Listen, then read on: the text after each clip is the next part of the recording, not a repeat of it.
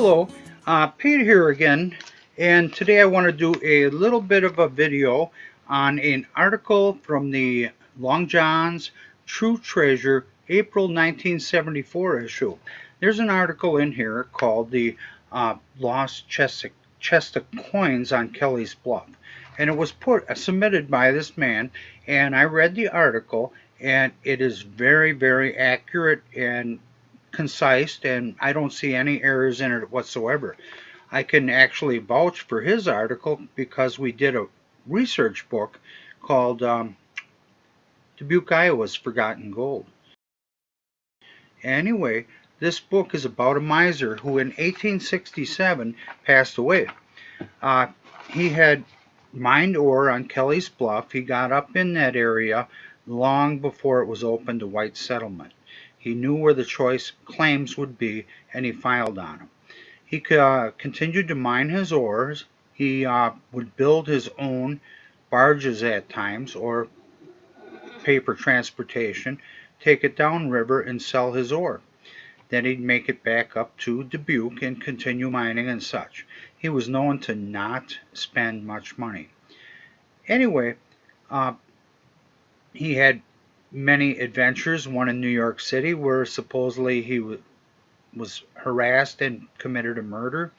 But once he died, his story started appearing in newspapers all around the country, and that's where we found our research, which actually validates this man's story that he submitted years ago. So anyway, after he died, there were several caches of the money found.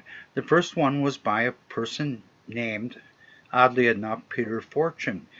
He found a tin can and he took it to one of the brothers, and it contained 1,800 in gold coins, I do believe, and he was rewarded with a gold watch. The next time a can was found of gold, it was took to the sister, Elizabeth, and she just thanked the boy for turning in the gold. Later on, in 1871, two other people found a small chest of gold.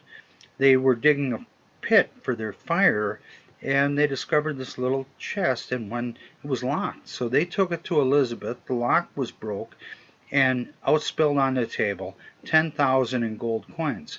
Once more, their reward was a thank you. After that, people decided if they ever found anything, they weren't going to do it. They weren't going to turn it in because, you should at least get felt. Anyway, I believe it was 1914, the city was building its new water reservoir, and this was land that Kelly once owned too. And they dug up another can. This one had $400 in old silver. Anyway, there was a report that he had a much larger chest made by a blacksmith, and from the measurements given, the estimates are, how much does it hold? Is it all gold? Is it all silver? Is it a mix of both coins? It could be 100,000 to even more in value. And then with today's price of gold, collector values of coins, it's probably well beyond that. Anyway, the story in more depth is in the Dubuque, Iowa's Forgotten Gold. That, I think, is currently the only book on the market on the Tom Kelly story. And so I wanted to share this, discovering this article and reading it. Sometimes you'll read an article and you'll realize, this is a bunch of baloney. But having done the research for a book on this fellow, I found the article to be very, very accurate. Some of the old articles submitted to the magazines years ago, they're actually true. So until next time, have a good day.